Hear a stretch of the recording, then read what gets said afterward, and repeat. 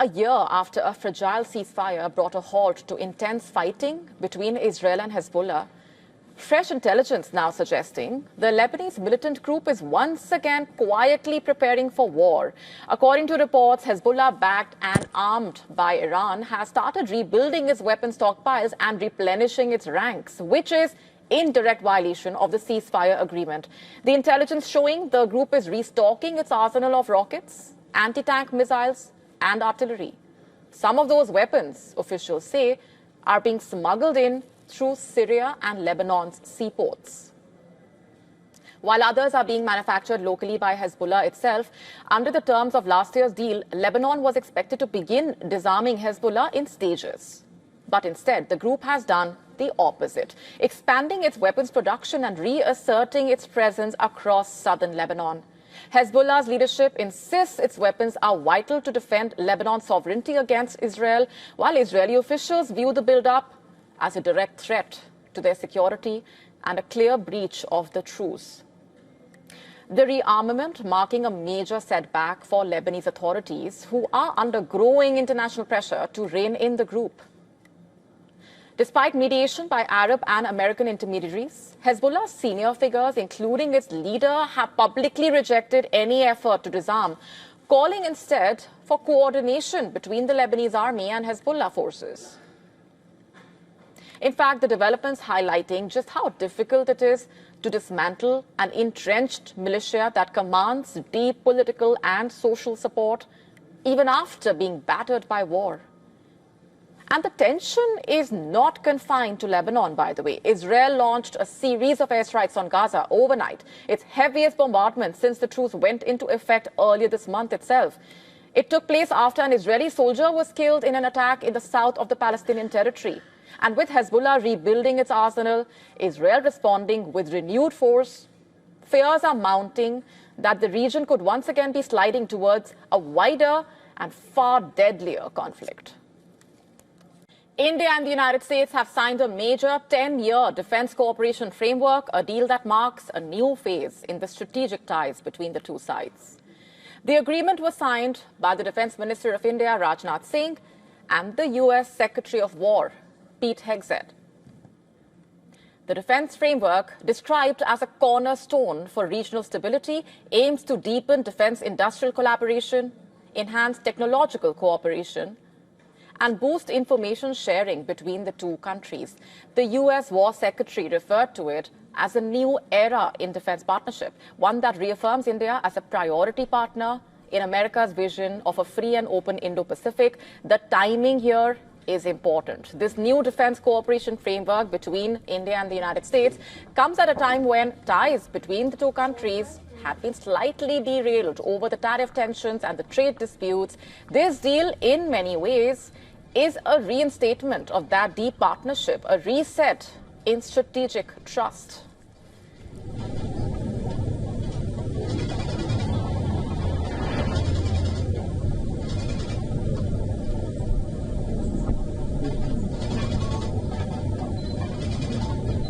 Good.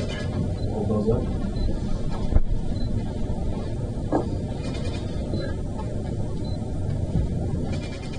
I want to express the gratitude to the Minister Singh, for his time, for the partnership we have with India.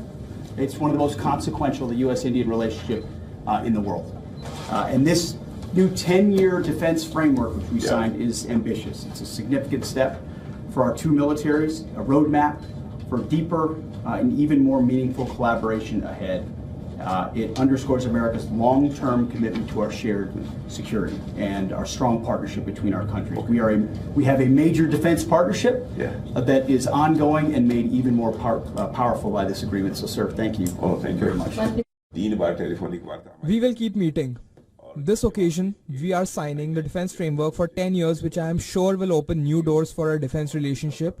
Thank you so much, and also under your leadership, we will be able to do more bilaterally on the defense sector.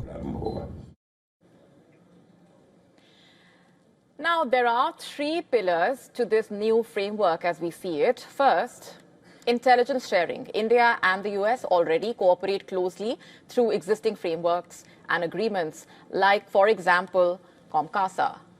Communications, Compatibility and Security Agreement, which basically allows for exchange of geospatial information. The new framework could take that coordination further, deepening trust, possibly bringing India even closer to the intelligence networks of Western allies. For India, that means better situational awareness along its borders and across the Indo-Pacific. For the US, it means a stronger intelligence ally in a region where China's influence continues to expand. Second, technology cooperation. Now, this has been a long-standing focus of the India-US ties, from co-development of jet engines and drones to joint research in cybersecurity, AI, space tech. The new agreement builds on that legacy, creating a long-term policy framework to enable more defense production and deeper technology transfer. Third, military coordination. India and the US already holding several war games together, now joint exercises, interoperability, defense dialogues expected to get a whole new level of depth. This also puts India firmly back at the center of America's Indo-Pacific strategy, reviving momentum in groupings like the Quad and signaling a stronger security role for New Delhi in regional theaters.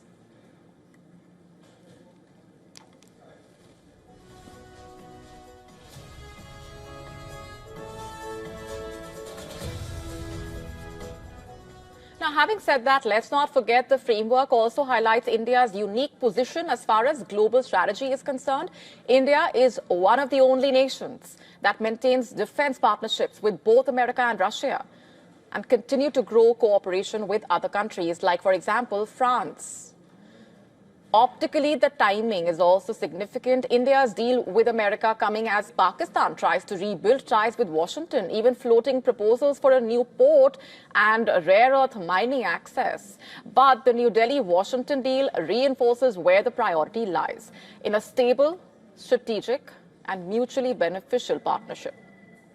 Meanwhile, India continues to pursue its balanced foreign policy, engaging with global powers on its own terms, maintaining strategic autonomy, and deepening defense links through multilateral exercises like Operation Milan, which this year will see participation from over 50 countries, including both the US and Russia.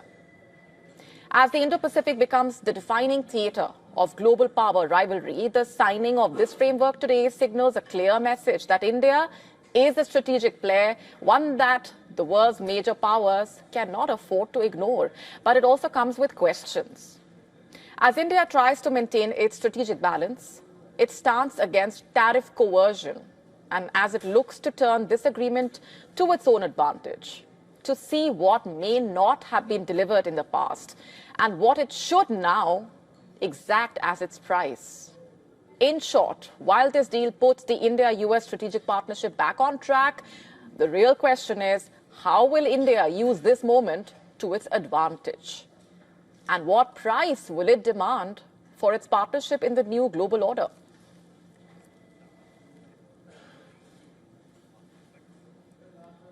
Meanwhile, India's outreach in the Mediterranean is gathering momentum, particularly with Cyprus. After Prime Minister Modi's visit early this year, both countries agreed on a 5-year action plan to expand defense cooperation.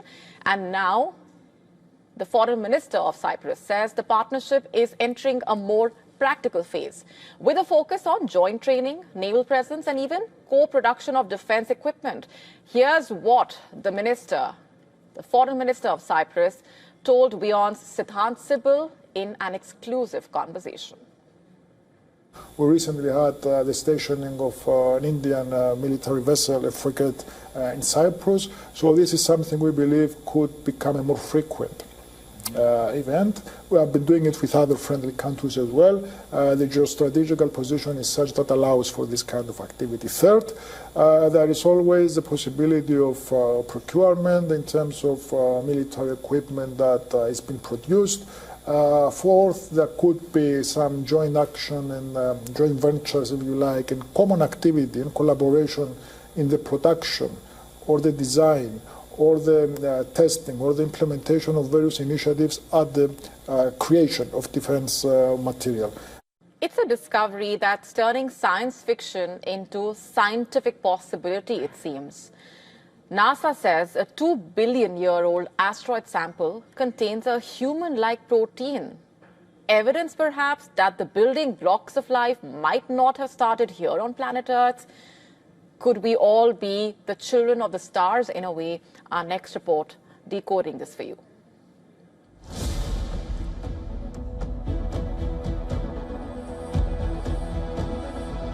For billions of years, asteroids have drifted through our solar system, cold ancient messengers from the dawn of time, but one of them may have carried more than just rock and dust. It may have carried us. In a stunning new twist to the theory that life on Earth may have originated in space, NASA scientists have detected traces of a human-like protein inside dust returned from a 2 billion-year-old asteroid. It's called panspermia, the idea that the ingredients for life didn't begin here but were delivered to Earth by comets, meteorites, or interstellar debris. Long dismissed as science fiction, the theory is now getting serious attention after NASA's OSIRIS-REx and Japan's Hayabusa 2 missions brought home pristine samples from ancient asteroids. Inside the samples, scientists identified 14 of the 20 amino acids used by life on Earth and chemical precursors of DNA and RNA, the two blueprints of biology. One molecule in particular appears to fold in patterns strikingly similar to human proteins. If the building blocks of life are written in interstellar objects, then perhaps we're not just children of Earth. Perhaps we're children of the cosmos. Britain's King Charles III has officially stripped his younger brother, Prince Andrew, of all remaining royal titles and privileges. The dramatic move is unprecedented in the modern British monarchy. The move effectively ends Andrew's official status as a member of the royal family, and it comes after years of public outrage and mounting pressure on the royal family over Andrew's association with the convicted sex offender Jeffrey Epstein. And the palace's statement also confirmed that the 65-year-old has been evicted from the Royal Lodge, which has been his longtime residence in Windsor, Great Park. He will move into private accommodation, reportedly on the King's estate in Norfolk. The decision is widely seen as King Charles's most decisive step yet to distance the monarchy from a scandal that has shadowed it for more than a decade now. Prince Andrew has consistently denied allegations made by one of Epstein's victims that she was sexually abused by him when she was 17. Buckingham Palace confirmed the decision to strip Andrew of his titles. It said the king had initiated a formal process to remove titles and honours of Prince Andrew. It means that from this point forward, he will no longer be referred to as Prince Andrew, the Duke of York, but simply as Andrew Mountbatten Windsor. I think lots of voters up and down the country will think that this is the right thing to do at this stage. And of course, everybody's hearts will be going out to the family of Victoria Giuffre and, for that matter, all the other victims of Jeffrey Epstein's appalling misdemeanours. I mean, the truth is that whenever one of these stories comes back into the headlines, all the victims, they have to live through it all over again. So we support what the King's doing. In the year 2022, Andrew reached an out-of-court settlement in a civil case filed in New York, paying millions of pounds but admitting no wrongdoing. The case followed his infamous 2019 BBC Newsnight interview in which he attempted to clear his name, an appearance that only deepened public criticism and led to his withdrawal from royal duties, reportedly. Andrew surrendered his title of Duke of York early this month amid growing condemnation, but this latest decision goes further, stripping him of the title Prince, which he has held since birth as the son of the late Queen Elizabeth II. In fact, Andrew's ex-wife, Sarah Ferguson, who had been living with him at the Royal Lodge, is also expected to leave the property and seek a new home. The disgraced royal is understood to be receiving limited private financial support from the king, reportedly. The royal family faces another reckoning, one that highlights King Charles's determination to protect the monarchy's reputation, even if it means cutting ties with his own family members. There's one name echoing across every corner of India today: Jemima Rodrigues. The woman who lit up the semi-finals, powering co-host India past defending champions Australia and into the grand final. But before this moment of glory, there were heartbreaks. Jemima's story did not begin with headlines or heroics.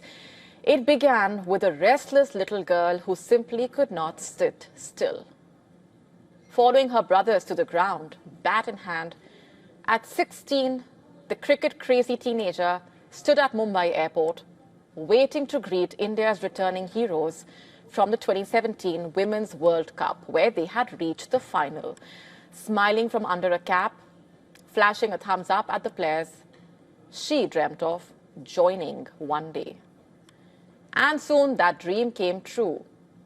She was wearing the India blue. She made her debut in the year 2018. And while she was a hit on social media with her lively off-field exploits, on-field journey was not always smooth, of course. Her first World Cup chapter began in heartbreak. Dropped from the 2022 World Cup squad after a lean run of form, she fought her way back to the team.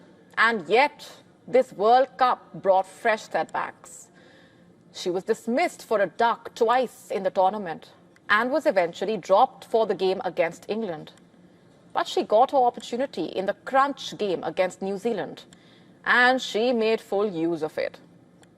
By scoring 76 of 55 balls, and then came the semi-final. Not only did she play a remarkable innings, she also showed great maturity, something that she has been accused of lacking by some.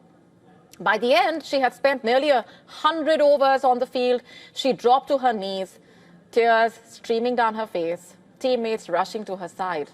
As Amanjot Kaur hit the winning runs, there were more tears later on stage, in the dressing room, in the press room, but this time they were tears of redemption.